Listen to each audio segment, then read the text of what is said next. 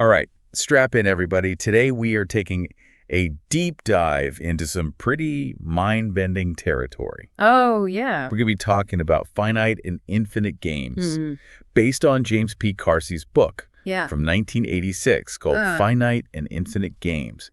Have you ever felt like you were playing a game that you just couldn't win? Oh, yeah, I know that feeling. And, you know, maybe it's because the game was never designed to be won in the first place. Right. That's where Carse's ideas come in. That's right. So can you give us a little overview? Sure. What exactly are these finite and infinite games? Well, when Carse is talking about games, you know, he's not talking about like Monopoly or basketball. Right. He's using games as a metaphor to kind of understand all the different ways we approach life itself. Okay, so break it down for us. Okay. What's the difference between a finite and an infinite game? All right, well, finite games are the ones that you play to win. Okay. They have clear rules and boundaries and a definite endpoint. Like if you're playing a football game, someone scores more points, the clock runs out, game over. Right. But infinite games, Yeah. those are played for the sheer joy of continuing the game itself. Oh, interesting. The goal is to keep playing, keep things in motion. So it's not about reaching a finish line. It's about enjoying the process. It's all about the journey, yeah. I got it. So finite games are about achieving a specific outcome, while infinite games are about the process, the ongoing engagement. Okay, I think I'm starting to get it. Yeah. But how does this play out in real life? Yeah. Does Carse give some examples in the book? Oh, yeah, he uses tons of great examples. Okay. He talks about how, like, during World War II, the warring nations agreed that certain cities were off limits for bombing. Really? Like Heidelberg and Paris. Wow. They drew lines on a map and they said, okay, we'll fight, but only within these boundaries. Wow. That's classic finite game thinking. That's so interesting. But an infinite player wouldn't be limited by those lines. Right. Right. They would kind of play with the boundaries and kind of bend them to their advantage. They don't ignore the limitations. Right. They incorporate them into their play. Okay. It's like if a group of friends got together and they decided they were going to create a game that was designed to last for generations. Wow. And they knew that individuals would come and go, but the game would continue. Wow, that's amazing. They'd have to create rules that would account for things like aging or the passing of knowledge from one generation to the next. Okay. The whole point is to adapt and keep the game alive. Okay, so I'm starting to see how this applies to things like culture and tradition. Right. But Carse also talks about how finite games are a lot like theatrical performances, right? Yes, he does. Okay. It's really fascinating. Yeah. Finite games have these, like, you know, scripted roles, predetermined outcomes. Think about how we give out, you know, titles and awards. Right. Like Best Actor, Employee of the Month. Right. Even valedictorian. Yeah. These are all markers of success in a finite game. Yeah, then society loves to like uphold those titles as these ultimate achievements. Yeah. We retire athletes' jerseys, put politicians' names on buildings. Yeah. It's like we're trying to make these finite victories into something eternal. Exactly.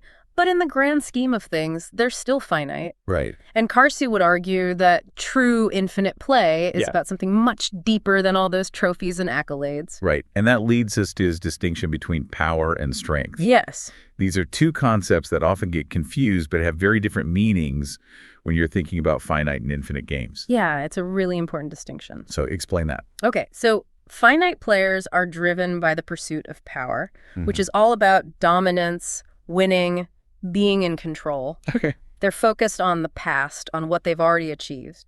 But infinite players cultivate strength. Okay. They carry the past with them, but they're not limited by it. Right. They use it to inform their present actions and shape the future of the game. So it's like the difference between holding onto a trophy and using the lessons that you've learned along the way to keep playing and to keep growing. Yeah. It's amazing how these seemingly subtle shifts in perspective can have such a huge impact on how we approach life's challenges. Now, this leads us to a bit of a heavier topic. Okay. Evil. Yeah. How does evil fit into all of this? Yeah. Carse has a really thought-provoking take on this. Okay. He argues that evil in the context of infinite games is the termination of play. Oh, wow. It's about silencing the voices of others, shutting down possibilities, ending the game for other people. So it's not just individual acts of, like, cruelty? Right. But it's systems and structures that prevent people from being able to fully participate in the game. Exactly, yeah. Okay. Like, he uses a really powerful example. Oh. The near extinction of thousands of Native American languages. Wow. Upon European arrival. Right. It's this tragic reminder of how entire cultures, Wow. entire ways of playing the game Yeah. can be silenced and erased. That's a really stark reminder that we need to be mindful of how our actions Absolutely. and the systems that we support might be limiting possibilities for other people. Yeah, it's a crucial point. Right. And it ties into Carse's distinction between society and culture. Okay. So he sees society as this, like, large-scale finite game that's focused on rules and boundaries and maintaining control. Okay. But culture, Yeah. that's more like an infinite game. It's constantly evolving, pushing boundaries, creating new ways of being and expressing ourselves. Right. It's the space where the human spirit can really flourish. He makes this interesting contrast between society's view of the past as destiny versus culture's view of the past as history. Yeah. So society's often trying to, like, dictate who we are based on where we come from. Right, exactly. But culture says, hey, we're still writing our story. I love that. Yeah. It's like society gives us a script, but culture gives us the freedom to improvise. Exactly. Which leads us to this other really provocative concept from Carse. Okay. Property as performance. Yes. This is where his ideas start to get really challenging. Yeah. But also incredibly relevant to how we live today. All right, break this down for me. Okay. What is property as performance? He's saying that within the context of finite games, owning things becomes a way of showing off your wins. Oh, okay. It's like a theatrical display of victory, proving that you've succeeded in the game. So it's not just about having nice things. Right. It's what those things say about you. Exactly. About your status in the game. Exactly. Gotcha. And then Carse goes on to break this performance down into two key elements. Okay. Compensation. Okay, wait. Compensation. Yeah. What does that even mean? Okay, think of it like this. Okay. When you buy something expensive, you're not just paying for the object itself. You're also showing off how much effort and sacrifice you had to make to acquire it. Got it. It's like saying, look how hard I worked to get this. Oh, okay. And then there's consumption. Right. So not enough to just own it. No, you have to use it in a way you got to use it. that reinforces your status. Yeah, keeping up appearances. Right. Fitting in with a certain social circle. Maybe even outdoing your neighbors. Right. It's like those reality shows. Exactly. About the ultra-wealthy with their mega mansions and private jets. Yeah. It's all spectacle. It's all about spectacle. Showing off how much they've won in a game of life. Exactly. And Carse points out how this dynamic plays out not just on an individual level, but also on a societal level. Right. He argues that societies often use property as a way of, like, controlling and manipulating their citizens. Okay, I see how this connects to the ideas of power and finite games. Right. But where does the individual fit into all of this? Yeah. Are we all just pawns in these larger games? That's a great question. Yeah. And it's one that Carse explores in depth. Okay. He introduces this idea of each individual as the genius of their own life. Wait, genius? Yeah. I mean, I get what he's saying. Yeah. But that sounds a little bit grandiose, doesn't it? Yeah. Like we're all just walking around with Nobel Prizes in our pockets. Well, he's not talking about exceptional talent in the traditional sense. It's more about recognizing that we each have something unique to offer the world. You know, a particular way of seeing things, a special spark of creativity. So it's not about being Einstein or Picasso. It's about expressing our own unique selves, contributing to the world in our own way. I see, I see. Yeah, and Carse suggests that one way to tap into this inner genius is through what he calls touch. Okay, touch. Yeah. Now this is where I get a little confused. Oh, okay. Is he talking about physical touch? No. Emotional connection. It's more metaphorical. Okay. He's not talking about physical contact. Okay. But rather those interactions. Okay. That spark something in us. Those moments when we feel truly seen and understood by another person. So connecting with others in a way that kind of awakens our own sense of agency and our own unique potential. Exactly, yeah. Okay, that's starting to make a lot of sense. Yeah. But now I'm curious, how he applies these ideas to something as personal and nuanced as sexuality. Yeah. Because he makes a distinction between finite and infinite sexuality, right? He does, and it's a pretty thought-provoking distinction. Yeah. And we're going to dive into that Okay. and a lot more in our next segment. Okay, stay tuned. Welcome back, deep divers. Last time we were getting to some heavy stuff. Oh, yeah. Finite and infinite games, power versus strength, how society tries to, like, put us in a box. Yeah. While culture sets us free. It's wild. Okay. And don't forget that whole properties of performance thing. Oh, yeah. Who knew shopping could be so philosophical, huh? Right. But before we go on another shopping spree, let's pick up where we left off. Okay. Carse's take on sexuality. Okay. He draws a line between finite and infinite sexuality. Yeah. I'll be honest, when I first read this, Yeah. it sounded a little bit, well, yeah. out there. I get it. It's definitely one of his more provocative ideas. Yeah. But if we break it down, it actually makes a lot of sense. Okay.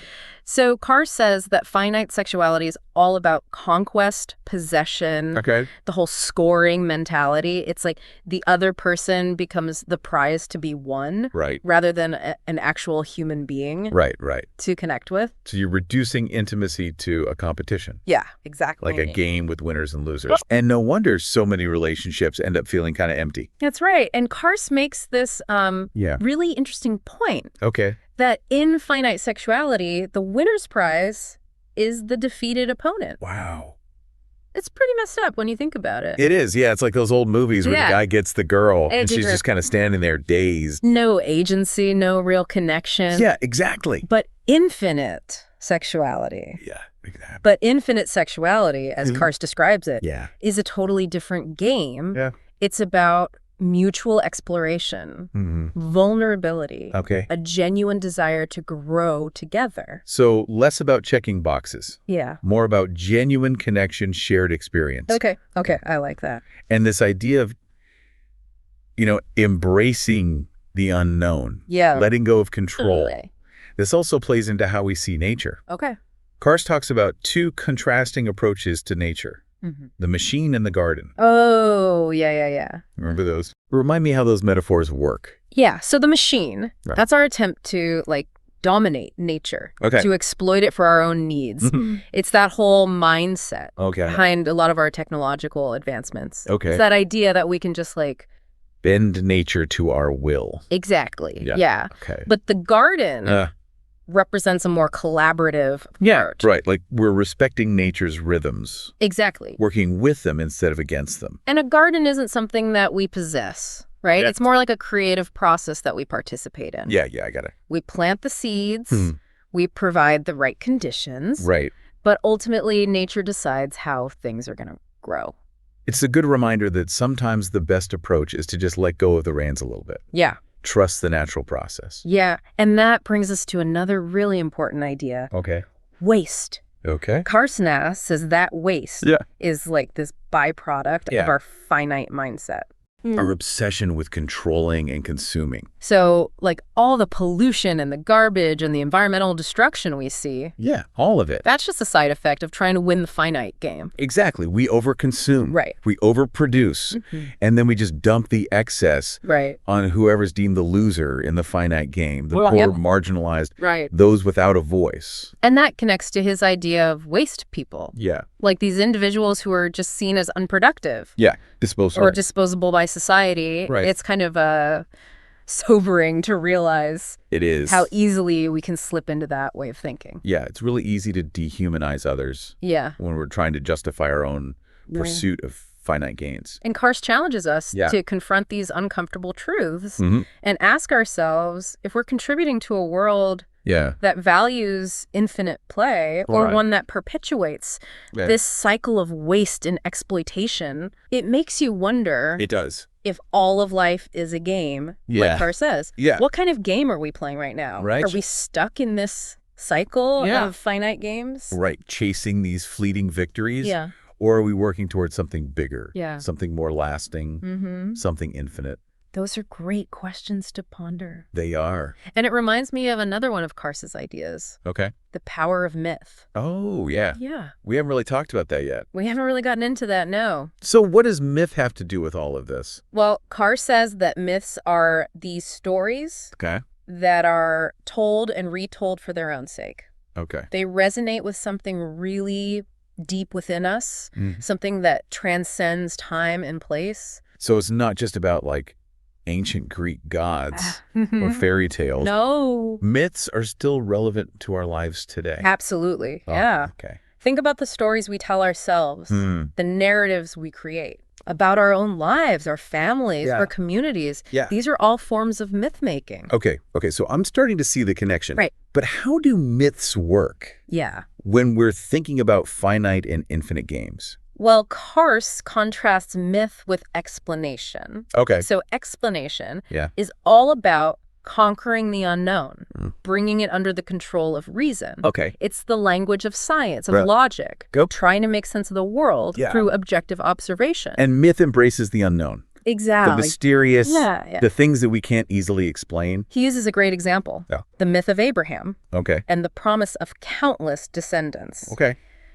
This story has been told and retold across cultures and centuries. Right. It's inspired countless interpretations and adaptations. Okay, so why is this an example of an infinite myth? Well, it's inherently open-ended. Okay. The promise of countless descendants points towards a future that's always unfolding. Right. It defies any attempt at, like, a final explanation or resolution. So the myth itself is an infinite game. Exactly. Inviting us to participate. Yeah. In its ongoing unfolding. Yeah, we get to create our own interpretations, add our own voices to the chorus. Okay, so myths can be a source of inspiration. Yeah. Creativity, a way of connecting with something larger than ourselves. Exactly. I'm with you. Keep going. And that leads us to another fascinating point. Okay. Carse says that myths can function in both finite and infinite games. Oh, really? But in very different ways. Okay, I'm intrigued. Tell me more. Okay, so when myths are co-opted by finite players, they kind of lose their open-endedness and they become tools for control. Right. They get used to, like, legitimize power. Okay. Create a sense of inevitability around the existing order. So you're taking a story that was meant to, like, inspire wonder and possibility. Right. You're twisting it. Yeah, you're twisting into a weapon. Yeah, to maintain the status quo. Gotcha.